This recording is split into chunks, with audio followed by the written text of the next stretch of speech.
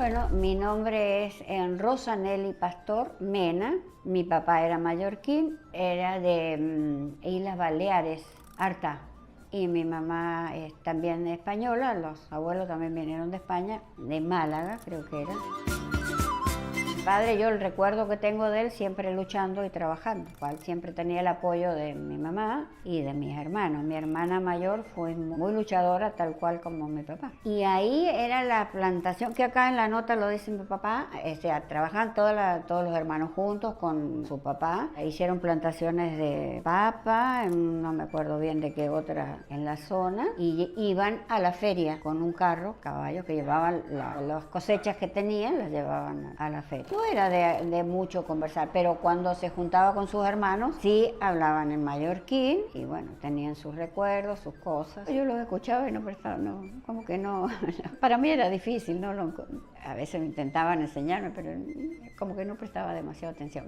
Cuando se es chico, no se toma demasiada importancia en las cosas a veces. Mi papá vino de Mallorca con 2 años y no volvió nunca más. Como que no lo sentí con esa añoranza, él se vino muy chiquito, no tenía ningún recuerdo o no los contaba. Y se hacía, por ejemplo, si era el carneo, se hacía la sobrasada mallorquina, o sea, los embutidos, ya se decía, este es mallorquín. Y comidas también, como las ensaimadas, mi mamá hacía unas ensaimadas muy buenas. Muy buenas. Y ella las aprendió de una cuñada que era, sí, mallorquina. Mi mamá era española, o sea, pero ya había nacido en la Argentina, de padres españoles, pero la tradición en las comidas fue que aprendió de la familia de mi papá. Por ejemplo, en verano para Navidad eran las ensaimadas y las empanadas mallorquinas, como así después también las de carne, o sea, ya era combinada las comidas. Las empanadas, los cocorroy. Los cocorroy son de acelga, eso era muy tradicional también hacerlo. Una vez que estaba la plantación, las acelgas se cortaban, ya se cosechaban para hacer los cocorroy. Mi papá también acá, que acá en la nota lo dice, nombra algunos de los mallorquines que eran vecinos y los que colaboraron, o sea, cuando hicieron la plaza del Médano, lo mismo la parroquia, todo eso colaboraban ellos, que fue con el sobrino mayor a buscar árboles o las plantas que plantaron en la plaza y se fueron en carro. Es historia en el Médano, mi padre. Y lo mismo mi abuelo, tuvo bodega, o sea, cosechaban y elaboraban el vino y las cosas en la bodega también, ahí que tenían en esa época. Yo ya no conocí nada más que el galpón o la bodega donde las instalaciones de chica, ya mi abuelo murió muy joven.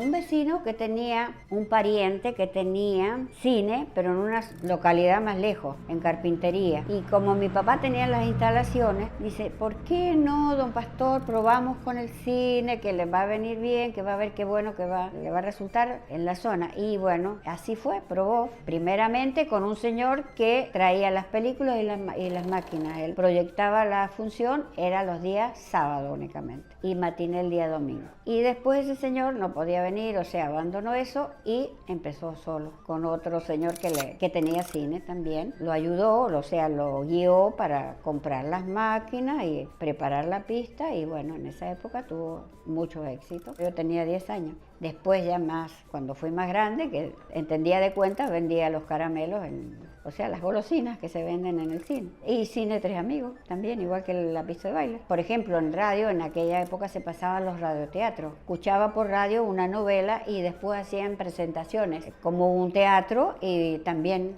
iban a mi casa a hacer esa presentación de teatro que hacían la novela. Hacían un resumen de la novela y la pasaban como teatro en el cine. Por supuesto que me emociona bastante y contar la historia de mi padre también.